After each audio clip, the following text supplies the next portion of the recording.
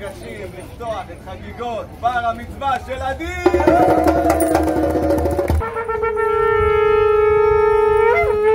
חברים, איפה הכפיים של כולם?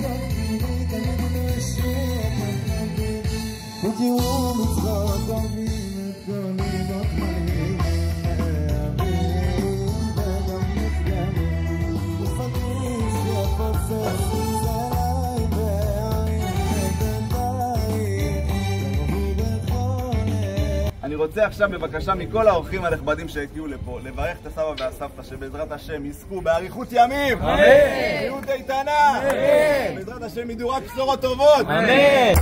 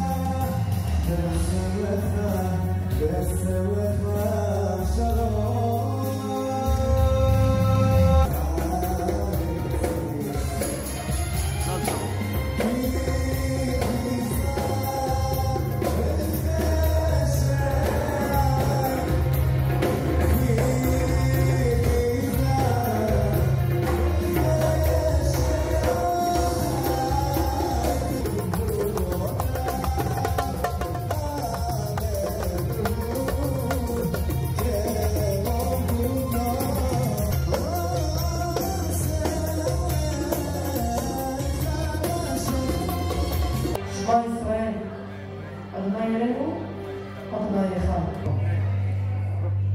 רגע לפני שככה ניקח את הספר, ורגע לפני שעדי יקרא בו,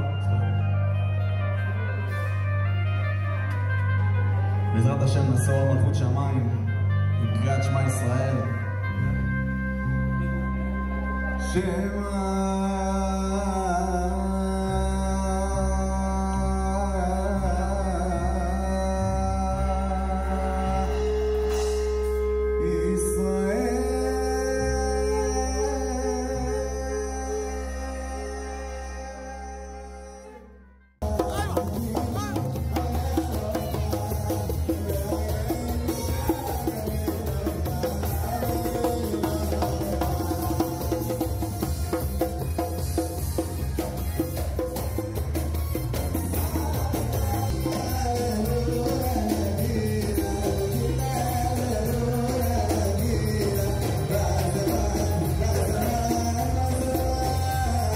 והיום כל מעשה שתעשה ישפיע ויעצב את גורל כולנו.